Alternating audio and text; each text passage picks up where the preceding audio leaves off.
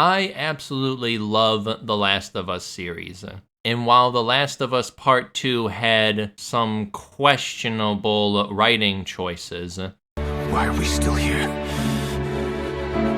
Just to suffer? I still actually thought that it was a pretty okay game, mostly held up by its amazing gameplay and animations. I mean, it's one of the most beautifulest games on the PS4, and everything just runs so smoothly. It's like butter.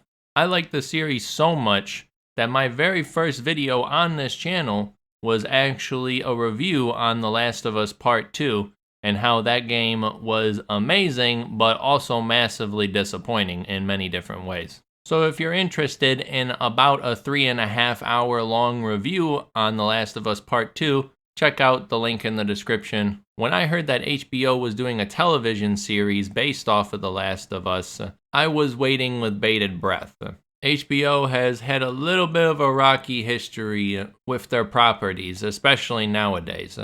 And there was also a lot of things in The Last of Us Part 2 that I didn't necessarily agree with, but were pushed through because of Neil Druckmann having complete creative control over the second development's game. I think the story wasn't necessarily as good or as fluid or paced properly as well as they thought it was.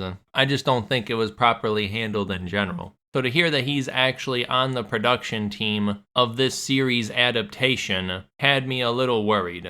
So without any further ado, this is my Last of Us, the series, review, episode 1. I'm not exactly sure how happy HBO will be with me showing their clips in this particular review, so don't hold it against me if a lot of the footage that I show is going to be stills or scenes from the video game itself. I will try as much as I can to show comparisons when it is appropriate though. And with that being said, let's game. So it starts off back in 1968, which is like kind of strange, but you know, whatever. And it's these two egghead science bros talking on some sort of knockoff late night host like Jimmy Fallon, but he's not actually funny. So I guess maybe exactly like Jimmy Fallon. I don't know, he's got his moments. Anyways, they're talking about infections and how they could destroy the human race at some point in the future. This one dude thinks it could be fungus and points to research that has been done with ants and how a type of fungus controls it and does a bunch of messed up stuff to it. I'm not sure if they actually had this information back in the 60s, but I guess it's fine so far. The other science guy points out that fungus can't really necessarily survive high temperatures, but the first science guy retorts by asking what if they had to adapt to the world if it got warmer. And I think you can see exactly the type of connection that is going on here, and of course, it is tied to global warming. I don't think the game had this connection, but if it did, it was so subtle, I don't think most people even noticed it. I mean, it makes sense knowing the way Hollywood is, and of course they would shoehorn some political message in here to score activism points. Not even to the title sequence, and already off to an awkward start for me, so, you know, take that as you will. After the title card, which is pretty basic, it shows Sarah waking herself and then Joel up in 2003?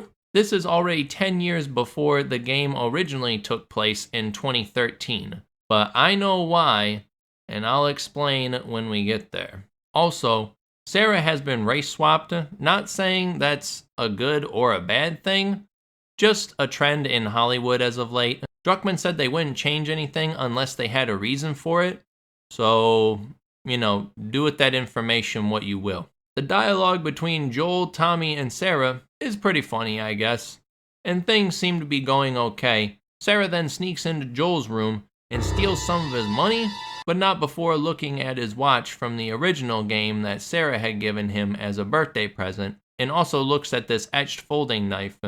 You'll see what this is for later. On her way out, Sarah sees her neighbors, and she says that she'll be over later. Joel and Tommy take Sarah to school, and we can see from their bumper sticker that either Joel or Tommy was part of Operation Desert Storm. At school, Sarah is learning under the watchful eye of George Bush when she gets distracted by this kid's bling. What, does she want to steal that too? Nah, this kid is probably just tweaking out from his ADD medication they used to give kids like candy back in those days.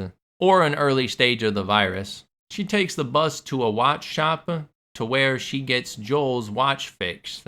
Which is nice, even though that she uses his money, but I guess it's better than what Sarah in the games had to do to get his watch. Drugs. I sell hardcore drugs. Anyways, a bunch of police blast by, and the wife of this Lebanese guy who owns the watch shop comes out and kicks Sarah to the curb. Probably because they need to go make some more dope-ass food, or the infection is spreading amongst the population. So she goes to her neighbor's house like she promised, and I can't describe how stereotypical Republican this woman in the house is acting. I mean, her first response to Sarah saying there's a lot of police out is saying that people need to get right with Jesus. Well, there was just a lot of police and stuff on the road today. People out there need to get right with Jesus. 3 nails plus 1 cross equals 4 given. I need Jesus in a can of ginger ale. And Neil Druckmann so expertly put the cherry on top of this Bible thumper to show that she is truly evil when she makes Sarah make raisin cookies. That stuff should be a war crime. I mean, this woman deserves to be bitten by her presumed mother, who was probably a zombie before she even got infected. And now it finally catches up to where the video game actually starts. It only took about 16 minutes, but we finally got here. The only real difference is that in the show, the watch is broken, and Sarah had to fix it instead of Sarah actually buying him a new one in the game. Joel even does the same broken watch joke that he does in the video game, but I guess this time it makes a little bit more sense, and is maybe a tad bit funnier if it's your first time viewing this. It is weird that there are just some things in this show that drastically deviate from the source material, and then other things that copy it verbatim. How dare you stand where he stood? But we shall see about this later, trust me. Tommy calls Joel after Sarah passes out, but instead of informing him about the infection, he's actually in jail. Which, judging by Joel's response, this is not the first time he's called for this type of favor. He says he decked some guy who was trying to throw hands on a waitress. Joel puts Sarah to bed and then goes to bail Tommy's ass out of jail. Sarah wakes up and finds the neighbor's dog at her door, but before she can give him back to them, he runs off. Guess he'd rather take his chances than eat another one of those raisin cookies and have to hear about how George Bush is the second coming. Sarah walks into the neighbor's house to find Mrs. Adler with tentacles coming out of her mouth. Kind of hentai shit is this? I don't know. I guess I just liked how in the games they would either bite or beat the piss out of you. It's just kind of weird. I mean, tentacles, like, I don't know. Well, we'll see how it gels. I mean, you know, I think the spores thing was pretty fine in and of itself. I think it actually would be better if it was just biting though. Biting or beating the piss out of you. Because it just looks like they're trying to give them a hickey or something. I don't know.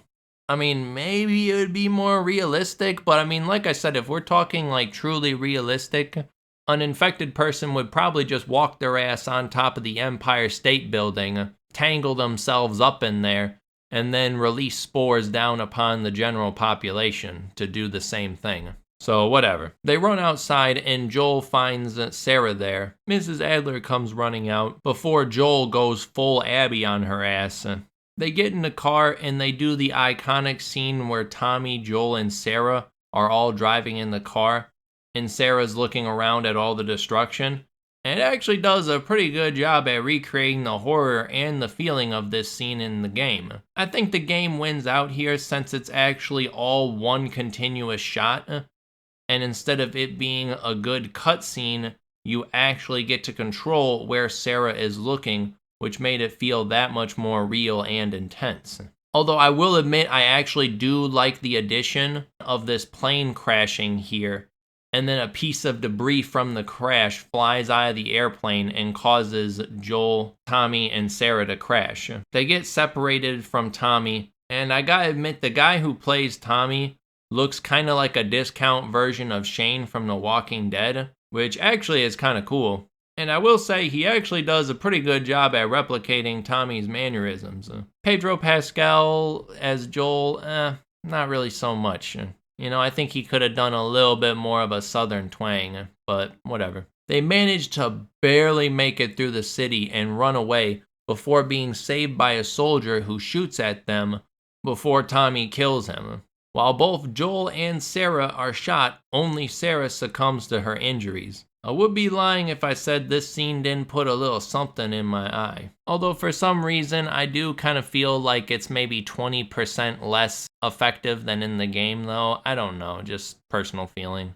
Just a combination of everything that's been going on really, I guess. I don't know. It then skips ahead 20 years later, and this is the reason why they wanted it to be in 2003, so it could take place in our current year in an alternative timeline, where we don't listen to climate change activists and the world gets taken over by mushrooms. How dare you? This kind of bugs me for a multitude of reasons.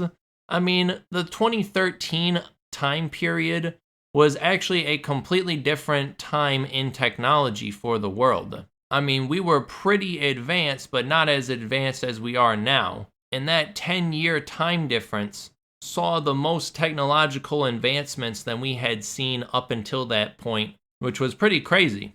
I don't know, I just feel the 2013 aesthetic would have been a lot better, but we'll see. So it then cuts to this kid who's looking pretty sus walking through the overworld to the Boston quarantine zone, where they take him in under restraints. He sees a poster talking about how long it takes to infect a person depending on the site of the infection. Since it's tentacles and not bites, I can't say bites, I have to say area of infection. But yeah, the head or neck is like 5 to 15 minutes, the torso is like 2 to 8 hours, and the leg is 12 to 24 hours. In the game, I believe they said it took like 2, maybe 3 days to come infected. No, everyone turns within 2 days. Not sure why they changed that, but not that big of a deal, really. And also, judging by the logo in the corner of this sign, we can assume Fedra is still a thing. For those who don't know, in the Last of Us game, Fedra was what they called the US government after the military instituted permanent martial law and got rid of all the bureaucrats in government. Anyways, this Fedra woman comes out and asks if the kid's infected. He doesn't answer and he's being real sus, so they test him and it comes back that he is infected.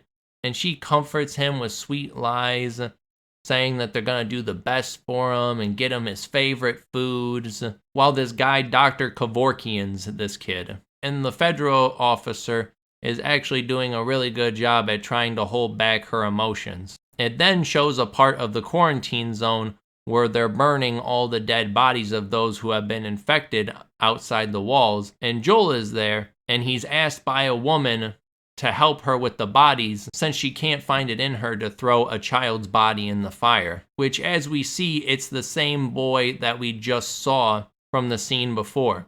And Joel seems to have no issue throwing this boy into the fire. It's actually a pretty fucked up scene, which could be in the games. I mean, this is actually the first time I've seen an original piece of content from this show that I've actually enjoyed. So, hats off to you. Anyways, Joel seems to be doing honest work for Fedra, doing community tasks like human waste disposal and street cleaning. I also kind of find it's funny that this dude's wearing a Gore for President shirt. I mean, really repping those colors there. So it turns out Joel is not as squeaky clean as I thought he was, since we see him doing a drug deal to a Fedra soldier. He asks him about a truck, which it sounds like they're trying to fix up a vehicle, possibly to escape the city, but I'm not sure of the full context, so we'll just leave it at that for now. Anyways, he tells him to stay off the streets for the next couple of days, and that the Fireflies have been shooting up everything as of late. A little bit of background for those who are unfamiliar: the Fireflies are a terrorist group or a freedom fighter group, depending on your point of view. Basically, they oppose Fedra and everything they stand for, fighting for humans to have liberty back. At least, that's what they try to do. In the games, it's a bit more ambiguous as to how effective they are in actually making a difference and if their ends actually are justifying their means. So the next scene is really weird. It's this guy Robert talking to this chick named Tess, which if you haven't found out by now, spoiler alert, Tess is Joel's girl. Anyways, so Tess paid Robert for a car battery a little bit ago, but he sold the battery to someone else and spent Tess's money already. And when confronted, Robert's guys beat the shit out of Tess a little bit, and now she's telling him she just wants to squash the beef and go home. But Robert's scared that she's going to retaliate with Joel, which, I mean, he should be. And to be honest, I don't really know why he doesn't just kill Tess right here. I mean, I don't know how far Tess's reach is in the underground world, but if it's anything like in the games, Tess practically ran shit. Some anti-SJWs might take offense that Tess is saying Joel is her guy, but in the game, he literally is. Like, no one actually really knows Joel unless they see him with Tess. Where do you think you're going? Malik, sit back down. Oh, sorry, Tess. Didn't realize you two were together. Go ahead. Anyways, Tess and Robert agree to squash the beef when the damn wall explodes and Robert runs off like the snake he is. Robert was also in the game and meets a similar fate to how he does in this series, although it's done worse, and I'll explain why later. So it seems like a firefly attack is the reason why there's a hole in the wall. Tess follows a trail of blood she saw in the ground right next to the middle of a firefly attack and gets detained under suspicions of being a firefly. We then see Ellie? I don't know, it just feels weird to introduce her like this. I don't know, it's just weird. They just kind of just throw her out like, oh, here she is. She's interrogated by some Firefly members, and I don't know why, but she just seems really bratty here. Like, I'm not sure why she's chained to the wall, but I can imagine they found a spot of infection and are surprised she hasn't turned yet. In that case, why is she so desperate to get back to Fedra quick? I mean, if she gets tested by them, she's fucked. Even me looking back now with the context of the first episode, it really doesn't make too much sense. Joel goes to visit this dude who runs some sort of radio broadcasting business out of his house. I guess it's like for people to stay in contact with their loved ones across the country or something. But it seems like Joel gives him cigarettes in exchange that he keeps an ear out for his brother Tommy, who hasn't reported back in 3 weeks. And from the way they talk, it seems like he maybe joined the Fireflies.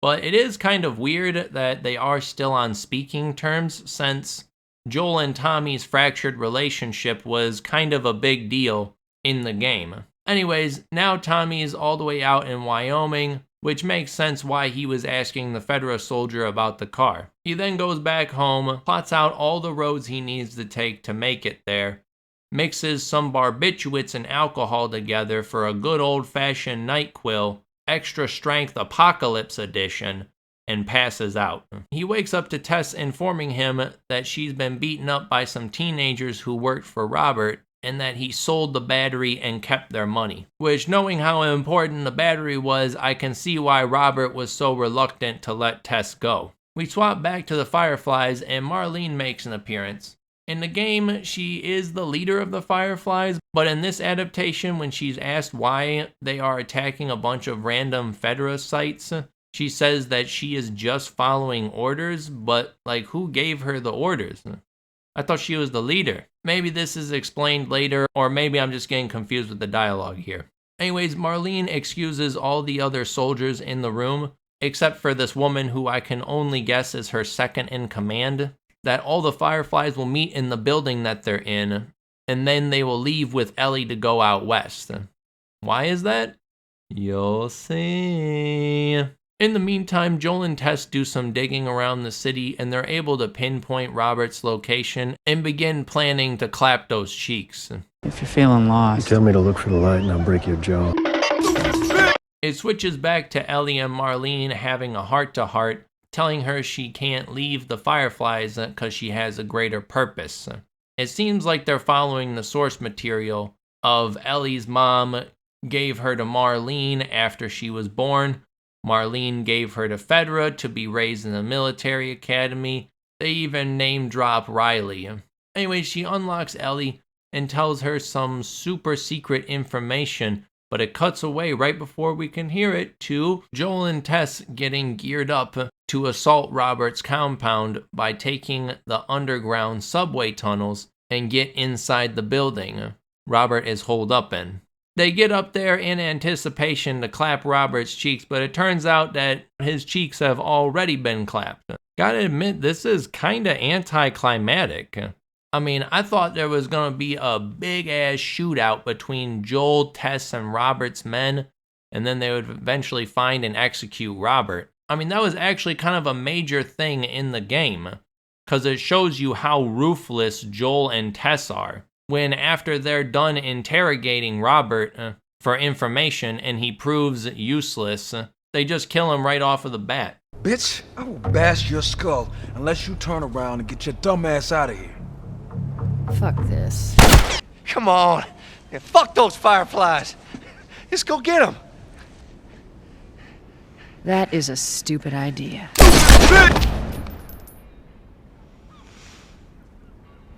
Well, now what?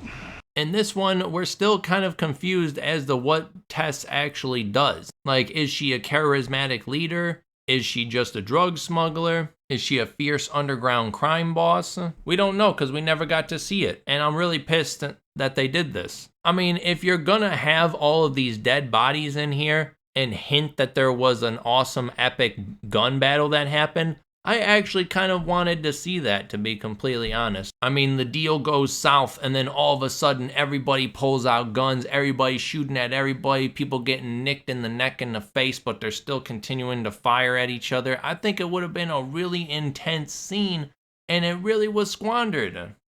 They squandered this in every single sense of the word. I don't know if it's just me, but man, this episode has just been really tame so far, to be completely honest. I mean, gun battles are kind of like a really big factor in the game. I know they're not following the game completely, but still, I think it would actually be pretty good to have a real big epic gun battle in the very first episode to show viewers you mean business. Like, yeah, the beginning of the infection was actually pretty cool, but other than that, we've had nothing. Anyways, it turns out the reason why Robert and all of his goons are dead is because the Fireflies were actually the one who bought the battery from Robert, and when the Fireflies got a little bit of some buyer's remorse, Robert said no refunds and there was a shootout. And the only ones who survived was Ellie, Marlene, and her second in command. I mean, wow, once again, just sounds like a really awesome action scene. I wish we could have seen it. I mean, all the chaos and the carnage. And they also drop a small Game of Thrones reference here. It's our business to know things. Which is like, come on. But I mean, I guess we were at least due for one since it is HBO. Joel is still a little salty that Marlene convinced Tommy to join the Fireflies in the first place and sent him halfway across the country. And now he doesn't know where he is. Marlene sees that Joel wants to see if Tommy is alright, so she figures she has no other option but to give Ellie to Joel and Tess as a last-ditch Hail Mary play to hand Ellie off to a group of Firefly members right outside the quarantine zone. Since Joel wanted to find Tommy anyways, Marlene is willing to give him a car and some guns to get him to Tommy. I actually do like the way she puts down her second in command here. I actually thought it was really funny. Kim, you don't have a fucking ear on your fucking head, could you please? Okay, I gotta admit, that was humorous. Joel, don't fuck this up. Please. I mean, you could have said thank you first. So they take Ellie back to their safe house, and Ellie somehow cracks their number station that they've set up for Bill and Frank. But I don't think she was actually given enough information to crack their code. I mean, maybe she could break their code, but it's a little bit of a stretch. I mean, they're just talking about Bill and Frank, and then she somehow finds her way over to a radio which is playing music, opens up a book of the top Billboard hits, thumbs through the pages, and finds a note. And because that note has a B/F, she's able to deduce that it's Bill and Frank and that they're using the radio to communicate with them. If they send in a 60s song, then it means they don't have any product. If they do a 70s song, it means they're in stock. And if they have an 80s song, it means everything has gone to shit. If I'm reading this correctly, it just seems like it's another tired modern day trope in Hollywood. I mean, they always try to make their female protagonists either book smart and or street smart. I mean, in the game, Ellie was actually pretty book smart, while Joel was more street smart, and they played very nicely off of each other. But with the series, it's just like my math teacher always used to say, you gotta show your work. Ellie has been in a military training school since she was a baby. How did she learn the street skills to crack these number stations? I just think that there was just too little of information for her to do anything with that. And the way she delivered the lines afterwards was just so snotty. Code broken. I mean, I actually had to pause for a minute just to cringe. This scene in the game was meant to show Joel was curious as to why the Fireflies are so willing to risk everything to transport her, but in the show, this is meant for Ellie to get a one-up on Joel. Also, the way in general Pedro Pascal delivers these lines is actually pretty damn mean, which is different from the game. What are you doing? What are you doing? Killing time. Killing time. What am I supposed to do? Well, what am I supposed to do? I'm sure you'll figure that out. I am sure you will figure that out. Anyways, they get geared up and they make their move at night, attempting to flee the city.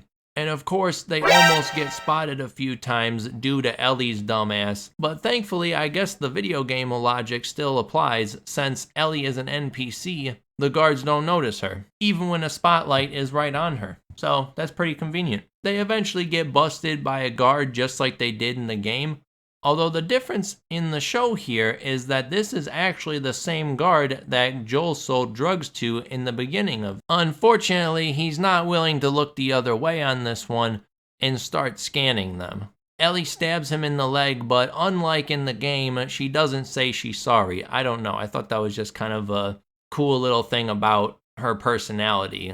Like, she's still a kid, so she still says sorry even when she's got to stab someone to save her own skin. Joel steps in front of Ellie with the guard yelling for him to move so he can shoot her ass. And this particular scene sends Joel into a PTSD flashback to when he and his own daughter were gunned down, and he beats the brakes off of this kid. 3, 2, 1, go!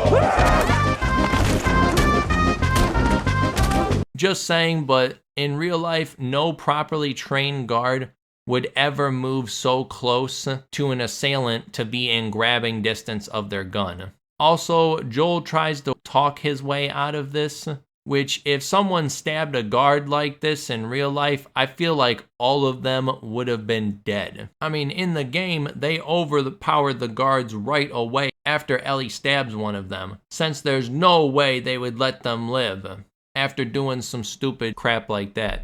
That aside, I actually didn't see this one coming. And even though I think they all should be dead, this was actually a good addition to the series. It shows that when Joel's PTSD is triggered, he just flies into a blind rage and tries to protect the ones that he loves. I actually really like that. Anyways, the little Pokédex that the guy was scanning people with says that Ellie's infected, and she shows them proof that she is, but she hasn't turned yet in 2 or 3 weeks. But they have no time to sit around, so they bust out of there. The last shot of episode 1 shows Joe's room as the radio plays Never Let Me Down Again, which is an 80s song, as we get the iconic shot of the 2 towers with one leaning on the other one in the distance. So all in all, I thought it was an okay episode. I just really wish there was more action. I mean, I wanted to see a chaotic gun battle scene just once, especially with Robert. And I really don't like all the changes to the source material. The only one I think I really liked was that Joel threw the kid in the flames, and when he has his PTSD flashback. Other than that, I disliked a lot of changes, pretty much most of them to be honest. And I can see that they're done most likely for political reasons. My final ranking for this first episode is a 6 out of 10. slightly above average.